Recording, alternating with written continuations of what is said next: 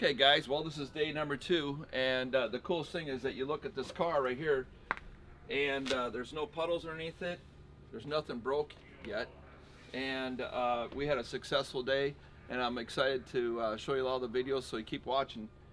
And go and subscribe. We're on YouTube, you know, follow us there, and that helps us out quite a bit. So the more you help us out, the more information we can get fed back to you. This doesn't happen by magic. This all happens because you have a good crew that believes in the car. They have the heart and soul into it. You can't hire somebody that cares.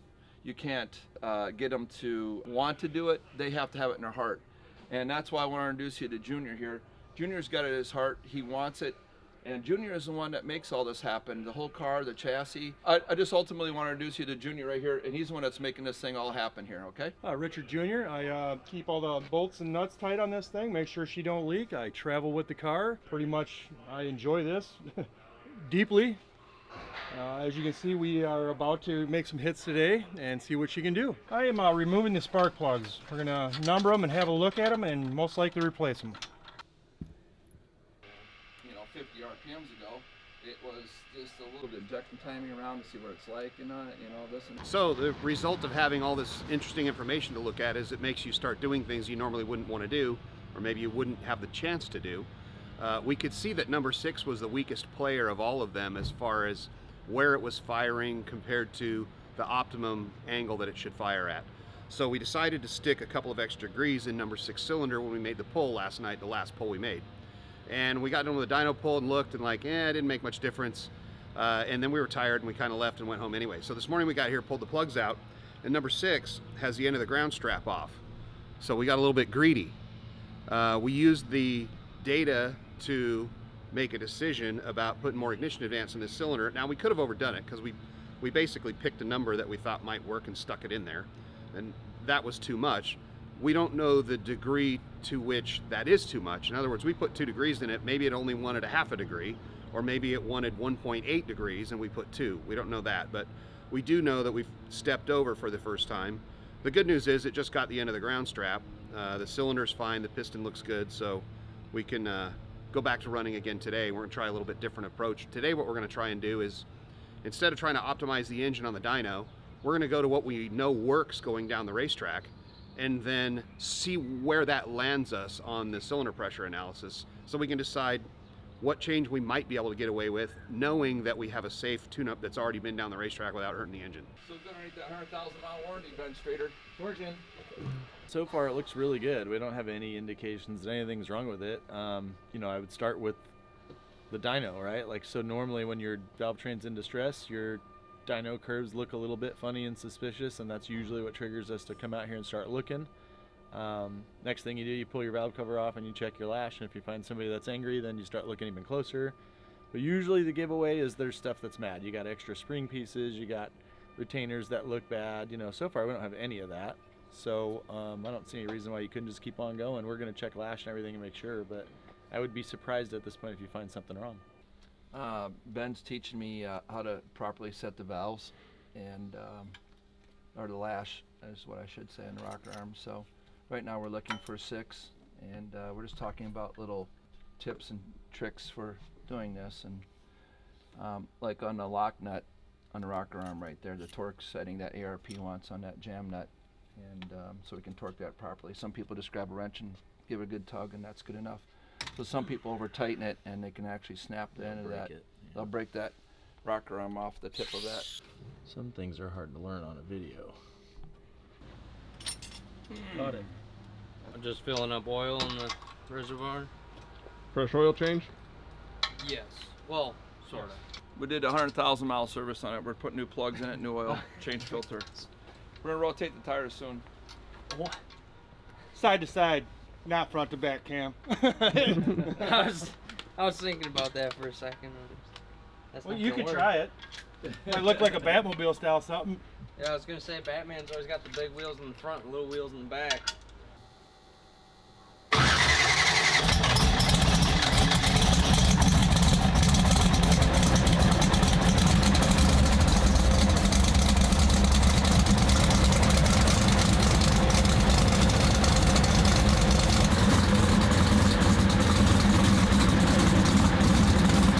Okay, Okay, day number 2. We're ready to make our first pull. We did a little bit of the maintenance. You've probably seen it in a different video where we took the valve covers off, checked over our valve lashes. Nothing really moved. We changed the oil. We put a fresh set of spark plugs in it, and now we're going to make a lap here, so stay tuned.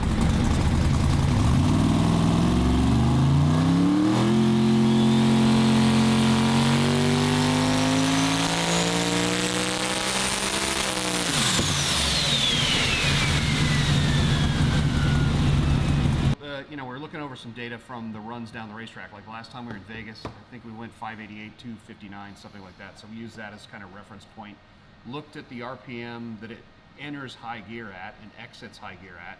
That gives us a slope that we can use on the dyno to try to mimic that rate of change when it goes into high gear. And we set the dyno curve to match that not only the rate, but it should intersect that point on its way up. So we've got a 4-second sweep. On the racetrack, we're 2 seconds in high gear between when it drops into high gear and when it goes through the finish line. And so we're following that range of RPM on the dyno to mimic that. And then we've got the same mixture, same ignition timing, and we're creeping up on the same boost that we ran on the racetrack. So, you know, the first one this morning at 52 pounds and I made, whatever, 3,100 horsepower. And we're gonna turn the boost up a little bit here and then step towards what we run on the racetrack, which is 76-ish. And that should give us a read on where we were at the racetrack before, and then we can use the combustion analysis stuff to try to figure out how we can maybe make it better without stepping over the edge.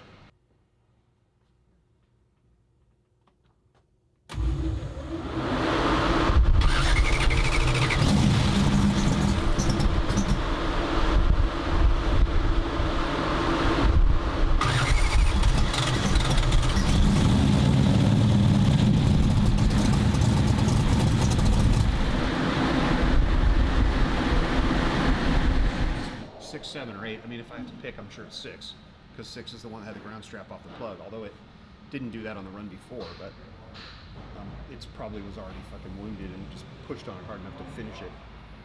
You'll see in a minute. That's a pretty good amount of water, so I was thinking we'll be able to see water in the plug, or at least it'll come out when you crank the engine over. Maybe. It might be. I see. I think a little glisten. shiny, like BBs down around the porcelain, but I'm unable to make out.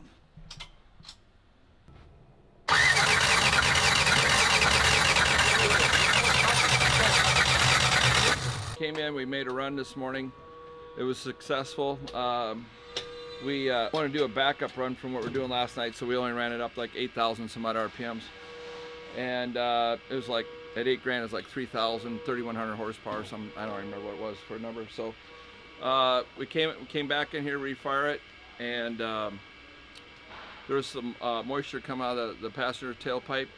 And so we know if there's got to be moisture, the head gasket's starting to go. So before we really start leaning on it and really hurt something, we're going to switch motors. It's the fastest thing for us to do here. We left our toolbox back home, so we're not capable of like doing, you know, torque on a head and changing a head gasket out there. So we're just going to replace an engine, and then we'll take it back and analyze it when we have a little bit better time. So for right now, with the crew and the tools that we got here, we're going to swap motors out quick before we start leaning on it. And I mean, it really didn't hurt it. It's just that we know that water started getting in there. So I don't have all the answers yet, but we got to go to work. Heart transplant. Open heart surgery. Yeah, when we travel a little distance, we might as well bring a backup motor just in case. Keep this with us on board for situations like this. We just got a brand new cart made by our welder at Kickside.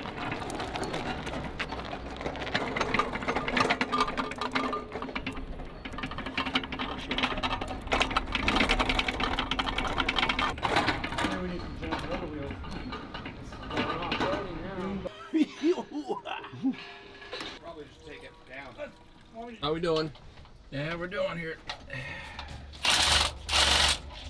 Okay, yeah, we don't need to do that then. Okay. Us three amigos, this is our first time really working together on a project. 2.5 years ago, us three met for the first time out in Las Vegas, and we're having hellacious problems trying to get the car to drive for about 6 seconds at a time. And we certainly, with the help of Ben Strader and his Spintron and all of his wisdom, we've certainly proved what data can do and give real results, and we've seen that here. And with the control management, with the cylinder pressure, it just gave us an infinite amount of opportunity. And unfortunately, our day came a little bit short today with our first engine, but we have a second engine we're going to put in. But with that, Ben's got to take off early. Shane and I are going to grab the helm here and just do what we can do without him. And with that said, you got any parting words with us? I'm the only thing I'm sad about is that I have to leave. You know, I mean, I'd like to stay and do more. Shane and I have been waiting for a really long time to work together on a project at this level. So the work that we got to do so far has been awesome. We just kind of ran out of time. So you guys are going to keep on going and, you know, just up arrow, you know, like keep getting it. And Well, we were just saying maybe now that you're leaving, we won't break it. yeah, that's probably what's going to happen. But I'll get you back at the track, you know. So this is not the end. This is just the beginning, right? Like we still have to get through this part, and then we'll absolutely, be for I mean, sure. one thing for sure, there's the thunder to go with that lightning I saw.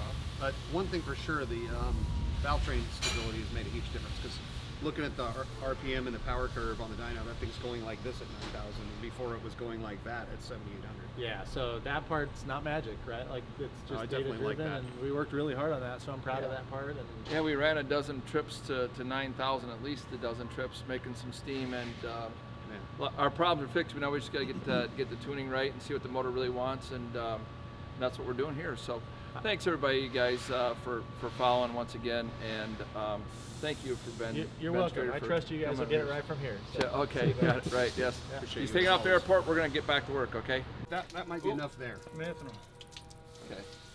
There's some other line down here hooked up still. All right, hold up. Wait, we're into the windshield. Go ahead.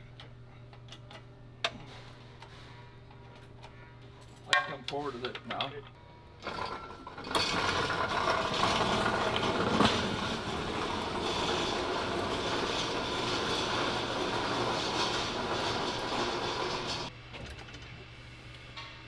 Right down a little bit, huh? Yep.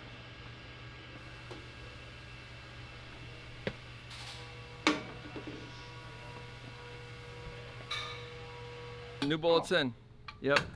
So once again, we probably bruised the head gasket up their copper. So when you take it off, you're not going to see a whole lot of damage. What you might find is some place where it found a little trace to leak some fluid out instead of running it and creating a bigger problem. We had a spare motor in the hauler. So the other thing is that on a positive note is, you know, we have another motor that's never been qualified yet. So we want to qualify this one, make sure that sensor's all mounted in the right spot, the valve train is correct, and get this one seasoned. Because how many runs did we end up making total, Shane? Oh, I don't know, probably 30 runs. So we made 30 passes, and most of them were over 8,000 RPMs, and I know 15 of them were solid.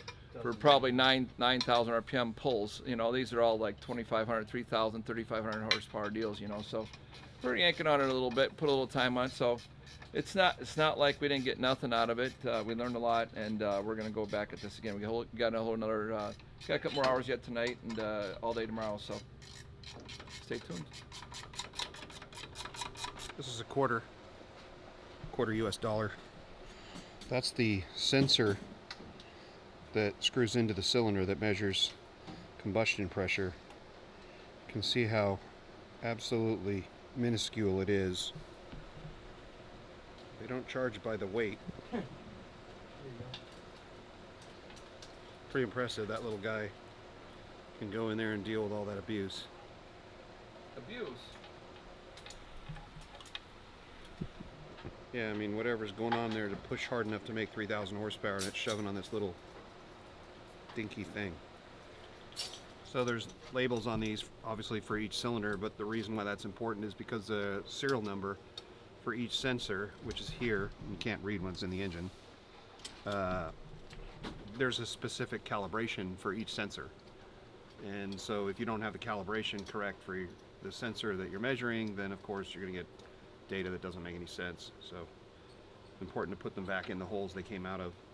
Well, we're topping off the fluids, and gonna fire this other motor up here pretty quickly here. So Water pump? I guess that probably wouldn't hurt you either. What pulls? we have a lot of work to do here yet. Where's the plug at?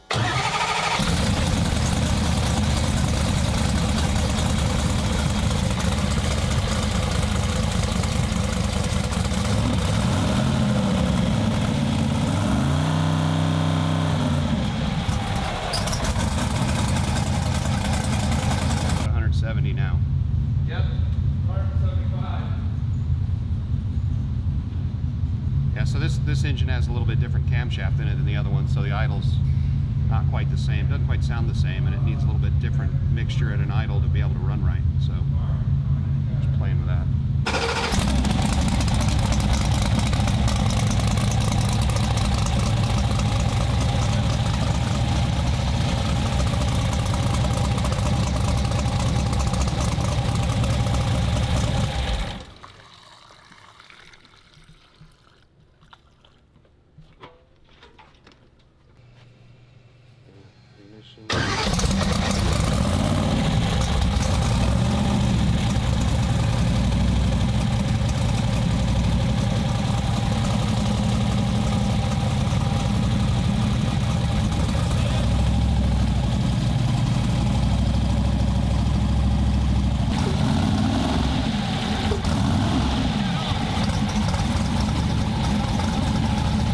Here we go.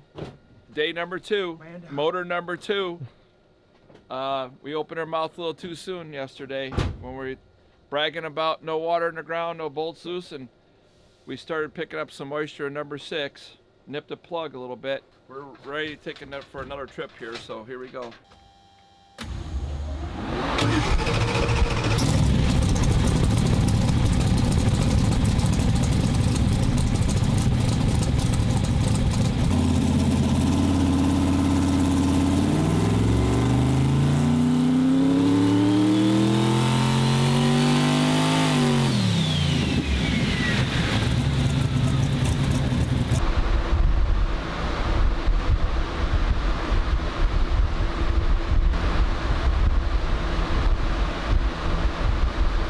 All that 800 horsepower, Phil.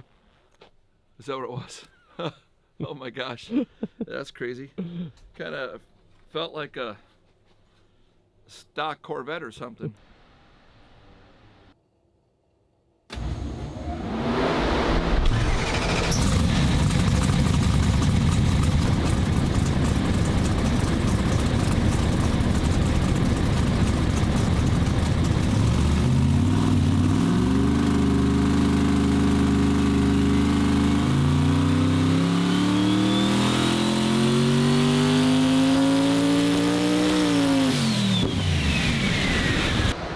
Doesn't like the no timing and low gross mixture. It's the second engine, and we're just like stepping through it a little at a time, making sure, first of all, that we didn't have leaks or anything else going on.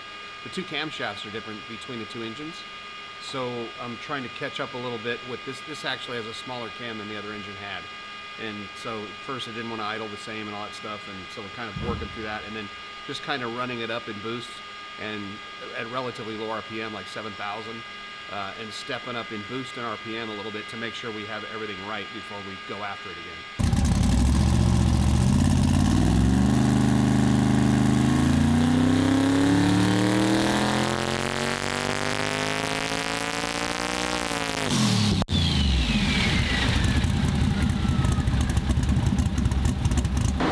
The bitch wanted to dance that time.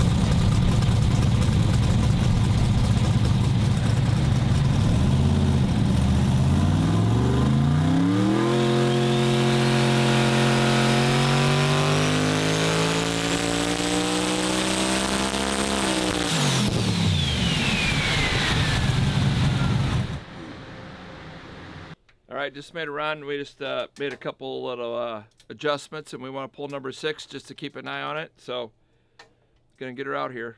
It's hot. So now we spent the time to get the new engine back in the same basic state that the first engine was in as far as tune up and all that stuff at all the lower boost levels. So now we're gonna go back to where we were this morning when we made a pull with the other engine and then we had water in number 6. And so that gets us reset back to where we were this morning, and then we can kind of progress from here and see where we go.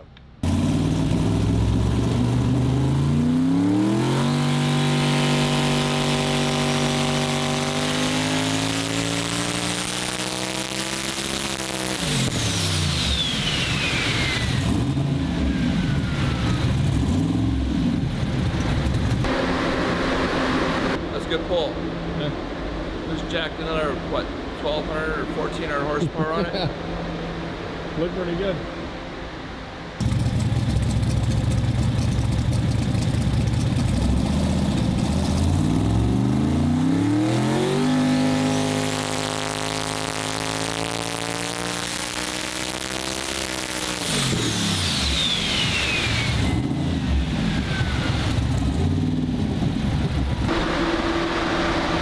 So that was one long day. We're about 16 hours after we started, and we're on the second engine now, back to the same power level that we were when we took the other one out this morning, and everything's set and ready to go for tomorrow. We'll see if we can turn it up a bit, add some boost to it, and see where we end up. Thanks for watching. Catch you later.